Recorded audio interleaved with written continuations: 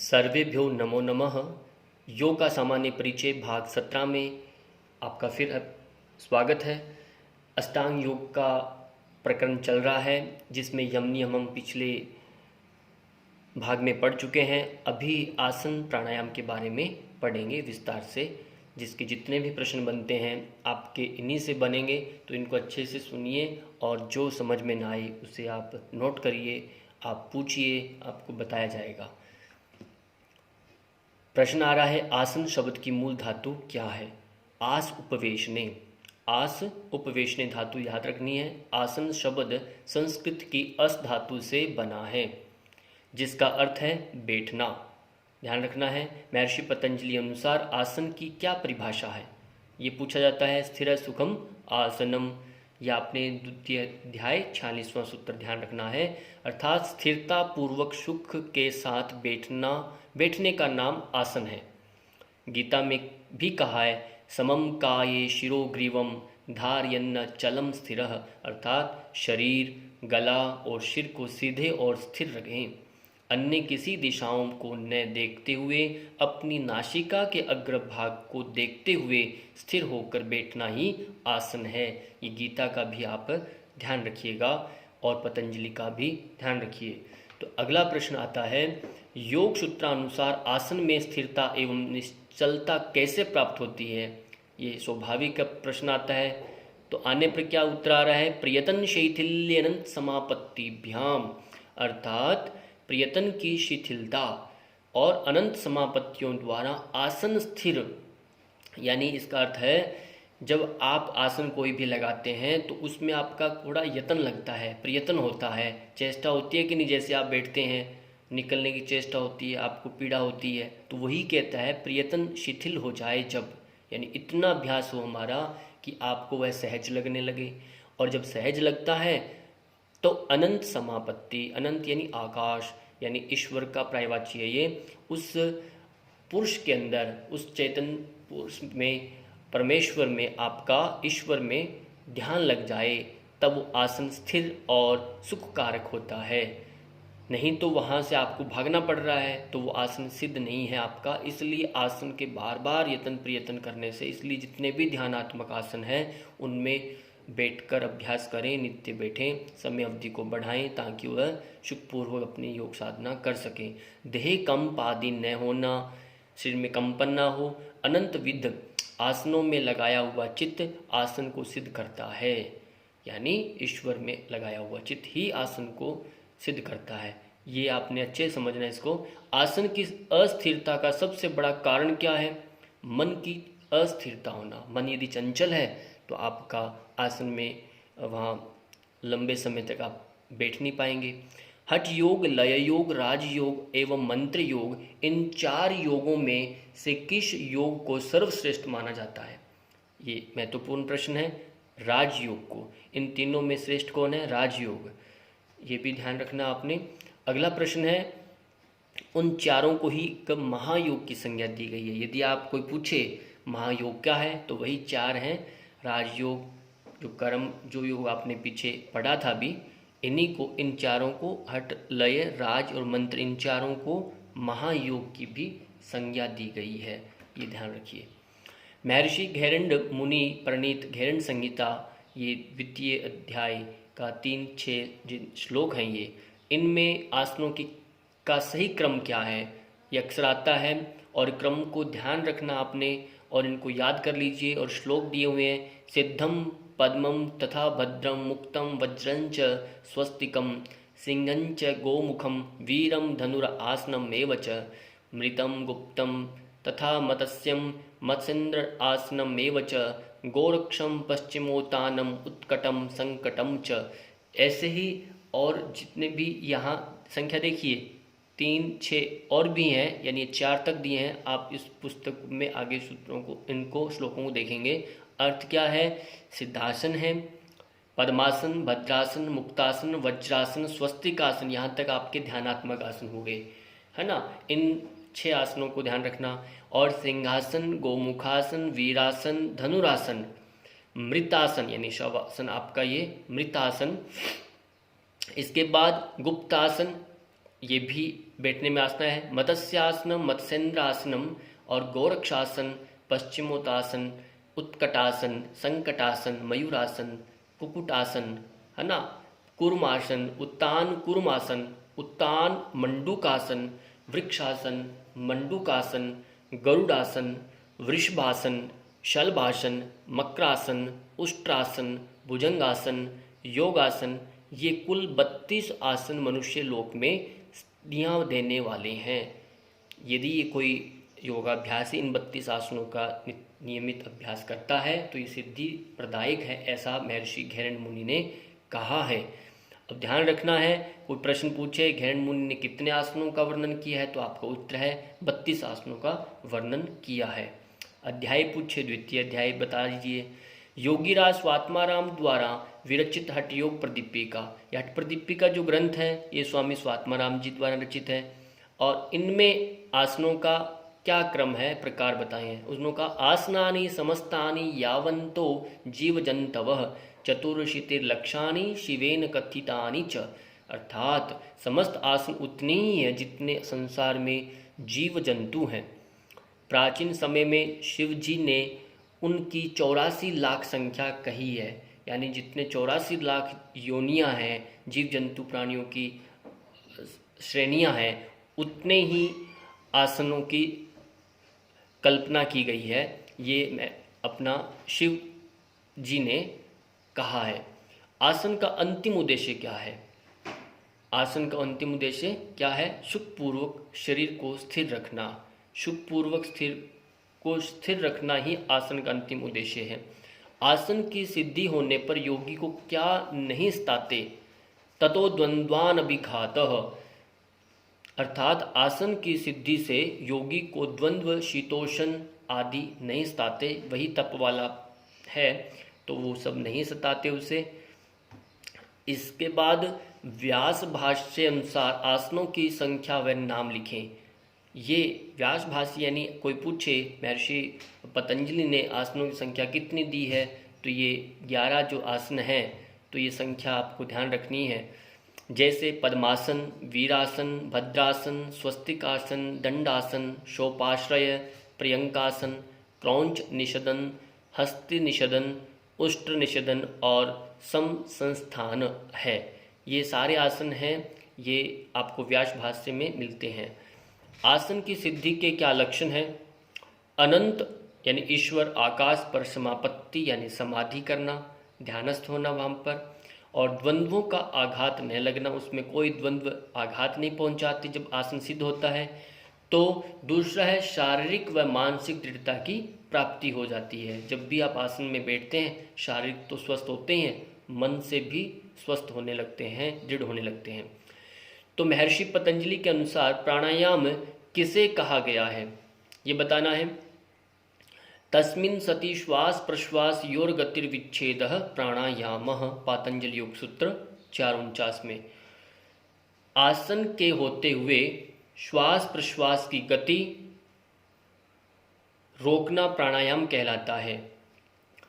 आसन की जब सिद्धि होती है तो इसमें श्वास प्रश्वास की गति को रोकना ही प्राणायाम कहलाता है। अगला प्रश्न है, प्राण शब्द की उत्पत्ति एवं अर्थ स्पष्ट करें। इसको भी ध्यान रखना है। प्राण शब्द की उत्पत्ति प्र उपसर्ग है, इसमें अन धातु से हुई है, जिसका अर्थ है जीवनी शक्ति के रूप में लिया गया है।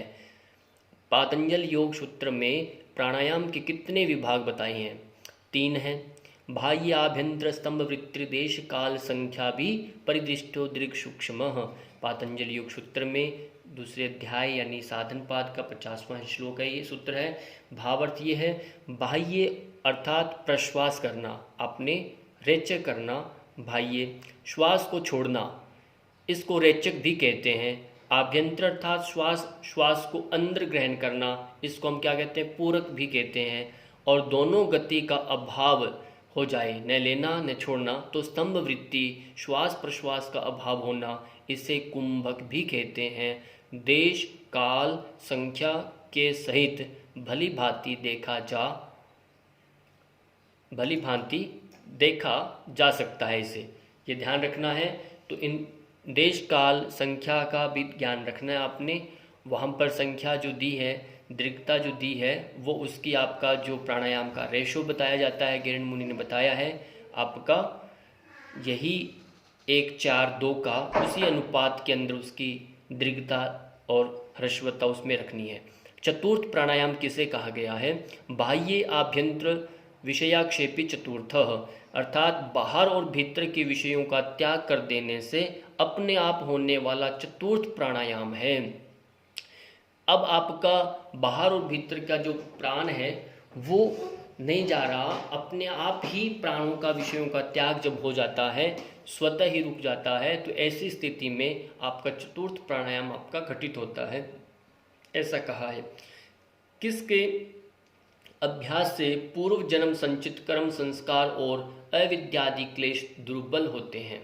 तो ये पूर्व जन्म के संस्कार किसके अनुसार है? प्राणायाम के अभ्यास से। प्राणायाम ततः क्षीयते प्रकाशावरणम, ऐसा कहा, अर्थात उस प्राणायाम के अभ्यास से प्रकाश का आवरण क्षीण हो जाता है, यानी जो आपके चित्त के ऊपर अज्ञान रूपी जो आवरण पड़ा हुआ है, डला हुआ है, उसका जब प्राण आप करते हैं उसमें एक अग्नि तत्व है। जो अग्नि तत्व आप यूँ समझिए, वह अग्नि तत्व आपके अंदर सुषुम्ना को जागृत करते हुए सुषुम्ना नाड़ी में जो उस मल को क्षय कर देता है और उससे आपके अंदर एक प्रकाश फैलता है जो आपके अंधकार को समाप्त करता है, अविद्या रूपी अंधकार को समाप्त कर देता है और आप पूर्ण प्राणवान बन जाते हैं। यही इसमें कहा गया है, तथा क्षीयते प्रकाशावरणम, और आपको अपना तत्व ज्ञान प्राप्त होता है। प्राणायाम सिद्धि के क्या लाभ हैं? ये देखिए, सिद्धि के निम्नवत लाभ हैं। अज्ञान रूपी जो आवरण का क्षीण हो जाता है, धारणा के लिए मन का योग्य बनना, और चंचल मन भी स्थिर हो जाता है। ये मन के साथ इसका प्राण का संबंध बताया गया है, बहुत गहरा है। अब इनको थोड़ा समझिए। पंच महाप्राण स्थूल प्राणों से जाने जाते हैं, वो कौन से हैं? प्राण है, अपान है, व्यान है, उदान है, समान है। इन पांचों को आप ध्यान रखना है, इनको क्रम से याद रखना है। इसके बाद है पंच उपप्राण कौन से हैं? तो यहाँ नाग, कुरुम, क्रीकर, देवदत्त और धनंजय हैं, ये 5 उपप्राण हैं। सूक्ष्म प्राण भी इसे कहा जाता है। योगी याज्ञवल्क्य के 6:2 के अनुसार प्राणायाम किसे कहा गया है, ये बताना है। प्राणापान समायोगः प्राणायामेत्तीर्थ प्राणायाम इति प्रोक्तो रेचक पूरक कुंभकैः। ये कहा, प्राण और अपान वायु के मिलाने को प्राणायाम कहते हैं। यानी प्राण और अपान ये दोनों वायु जो है, यानी उनको मिलाने को ही प्राणायाम कहते हैं। प्राण का अर्थ हुआ है जो हम पूरक करते हैं वह प्राण है, जो रेचक करते हैं वह क्या है? अपान है। इन दोनों वायुओं को जब हम मिला लेते हैं, न लेने न छोड़ने की इच्छा होती है, रुक जाते हैं, तब आपका प्राणायाम होता है। ये कहा, प्राणायाम कहने से रेचक, पूरक और कुंभक की क्रिया समझी जाती है। इस बात को ध्यान रखना है। प्राणों का आयाम लग जाना, यानी प्राण का नियंत्रण में होना, प्राण को संयमित करना, विस्तार देना, ये कुंभक की अवस्था वाली बात हो रही है। परानुकंपी और अनुकंपी, यानी आपका पैरासिम्पैथेटिक और सिम्पैथेटिक का क्रमशः किन किन नाड़ियों से संबंध है? जो परानुकंपी है वह ईड़ा है और अनुकंपी है वह पिंगला है। इस बात को ध्यान रखना है। परानुकंपी और अनुकंपी ये भी परीक्षाओं में पूछा जाता है। ये स्वायत्त शासी तंत्र जो हमारा नासिका में रहता है, ये अपने आप चलता है, इसमें ईड़ा पिंगला ध्यान रखना है। अगला प्रश्न आ रहा है, गीता 4th अध्याय 29 के अनुसार योगी जन किस तरह प्राणों का से हवन करते हैं? यह महत्वपूर्ण है, श्लोक को याद रख लीजिए। अपाने जुवाति प्राणम प्राणे अपानम तथा परे प्राणापानागति रुद्धवा प्राणायाम परायणाः। अर्थात कोई अपान वायु में प्राण को हवन करते हैं, पूरक सहित कुंभक करते हैं। कोई प्राण में अपान वायु को होमते हैं, रेचक सहित कुंभक करते हैं। कोई प्राण अपान की गति को रोककर केवल कुंभक प्राणायाम करते हैं। आप समझ गए होंगे, कोई बाह्य प्राणायाम करता है, कोई आंतरिक श्वास लेकर रोकता है, कोई जहाँ कहीं है वहीं प्राण को रोक करके प्राण अपान की गति को रोक देता है और वो कुंभक करता है, केवल कुंभक आएगा। तो ऐसे 3 तरह के प्राणायाम हो गए। भगवान मनु ने प्राणायाम का क्या फल कहा है?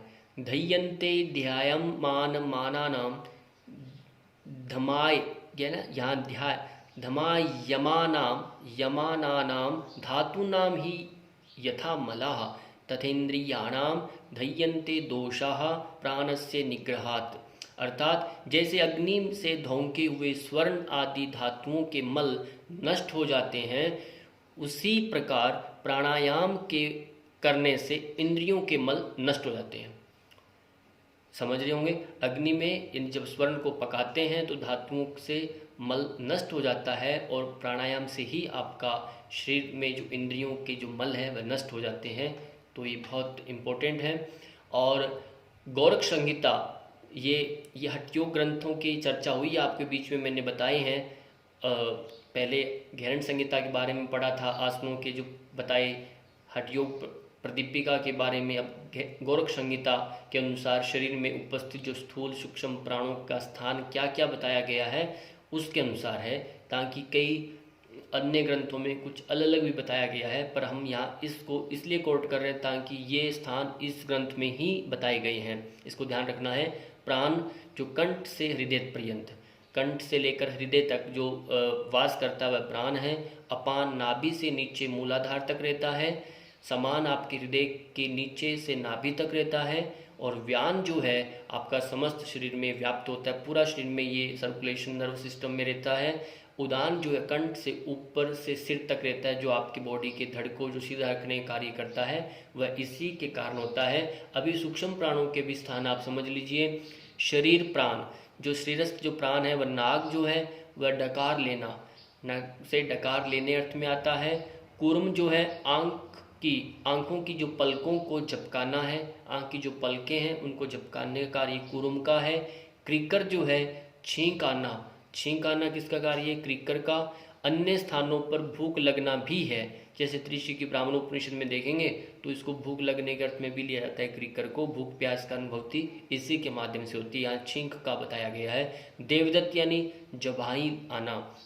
अन्य स्थानों पर इसे निद्रा आना भी कहता है। निद्रा यदि आती है तो आपका देवदत्त ही रिप्रेजेंट करेगा, जब बाही आना।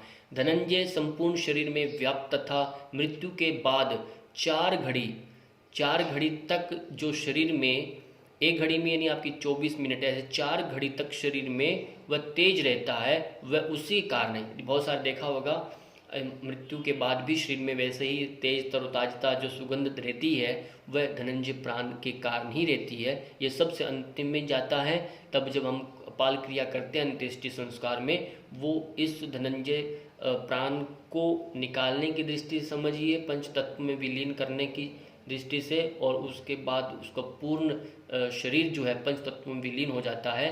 इसी आश्रय से धनंजय प्राण का यानी वो कपाल क्रिया का एक विधान किया गया है शास्त्रों में, ताकि पूर्णता वह पंच तत्व में विलीन हो जाए। ये उस पर खोपड़ी में यानी विद्यमान रहता है, मुख्य केंद्र है वहाँ का, और पूरे शरीर में ही व्याप्त होता है ये। इसी के साथ आपका वीडियो पूर्ण हुआ। सबका बहुत बहुत धन्यवाद।